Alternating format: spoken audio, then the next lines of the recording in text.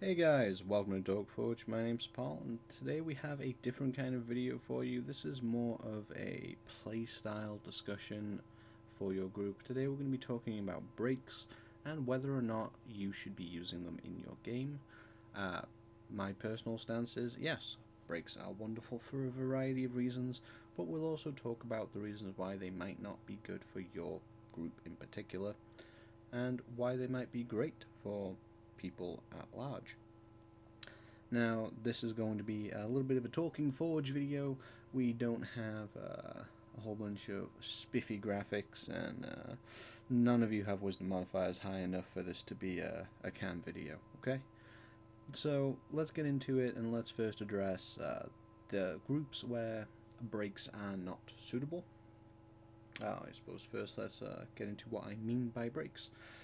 Quite simply, when I say break, I just mean a deliberate period of time within your session, and I'm talking about in-session breaks, not, let's take a week or two off. In the middle of your session, taking a bit of time. This is obviously not going to be well suited for groups that maybe a combination of play infrequently and play shorter duration games. If you're only playing 2.5 hours, 2 hours at a time, you probably are going to hurt too much losing that game time to take a break. And with you playing so short to begin with, you probably won't need a break or want one. The other issue that can run into, and this depends almost on a session by session basis. So even if you use breaks in general, this might be a reason why you want to forego a break in some cases, and that is it can interrupt flow. Sometimes you don't get as much done, and the energy in the party is okay to keep going. Maybe the party got hung up with something, or you were running late, but you still have to end at the same time, in which case you can just naturally power on through.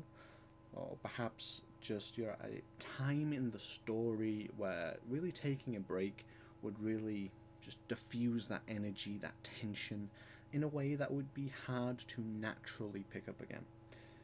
The place where you're at doesn't naturally facilitate a break. And that's all, I think, fairly intuitive. It might take you a time or two to get the feel of when to do that, but this is a very flexible approach. You can take or drop breaks as you please.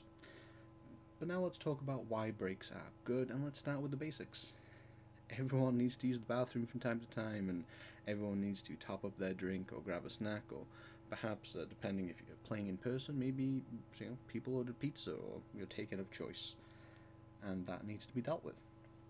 Breaks give a nice centralized point to deal with that stuff, rather than having people holding it or trying to go without getting their next soda all session.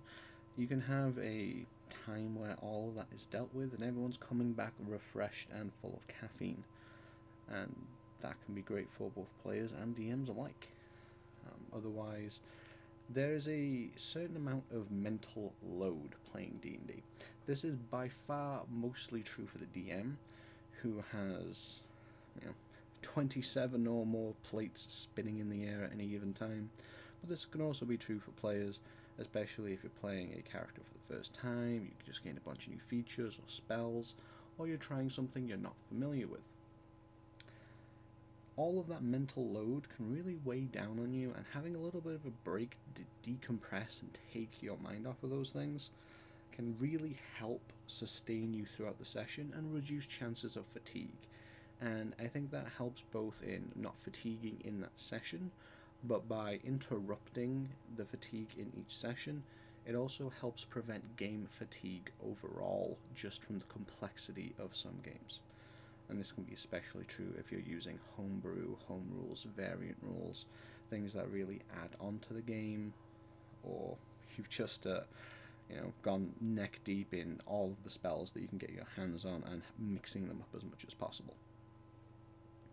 Our next reason is cliffhangers. I am a big fan of cliffhangers personally, building up to a nice little moment and then just leaving the players in suspense. Now, you can do that as a great tool at the end of the session, but you can have smaller cliffhangers, gearing up in the session itself, perhaps leading up to a combat, or perhaps just acting as a natural segue. Perhaps the villain has escaped and there's no possibility of a chase. So you drop that suspenseful moment, the players are all frustrated, and then you take 5 to go away, reconvene, come back, recharged, and ready to go after them again. Cliffhangers are a great tool, and breaks can act like humour in more tense games like horror games, where you can just add some natural punctuation so that you can maintain the overall tension. And then we come on to another important life part, and that is a lot of people have pets and or children, and breaks give us a great time to go check on them, feed them, make sure that they are not, enacting their own gladiatorial combat in the other room. My money's on the cat, but it always is. He took my wallet. Having a little chance to do these, adulting tasks is really great, and it really, depending on who you are and how you feel about it, can take some of the guilt or anything like that of setting the time aside to play a game. And it can take your mind off of it. If you know that you're going to be able to check in on your dog, your kid, or whatever at this certain time, you can stop worrying about it whilst you're playing and really just enjoy the game more. And our final reason is prep time. This primarily applies to DMs and is immensely helpful. And that is perhaps the players, usually the players have done something that they were not meant to, and you do not want to say no, or they've done something completely unexpected, and you are not ready. You do not have monsters set up. You do not have the minis out of their Tupperware. If you play in a VTT, you don't have the tokens or the map set up or the sheets ready. So you call a break, you take yours a little quicker, and then you get straight to getting everything ready for the game. And this prep time also works wonders for players too, if they realize they can use it. If you take a break before an advertised combat or challenge is about to happen, then players can, whilst talking amongst themselves, if that kind of thing is the thing to do in your game, to really pore over their sheets, look at their options, and then tackle it in a more mentally equipped state.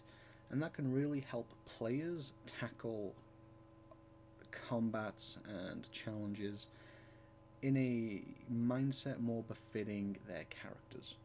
It's unlikely that the characters are going to forget the abilities they've spent years, decades, centuries training and earning, but players certainly can, especially if they had a bad day in work.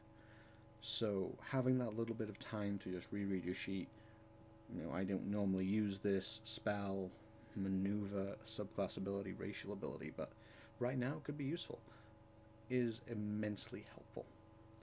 One finest bonus point is if you have breaks as a normal, scheduled, expected thing, difficulties don't really hamper you as much. So I personally have most of my gaming online using the Roll20 and Discord, and my PC is, well, we're not calling him old reliable.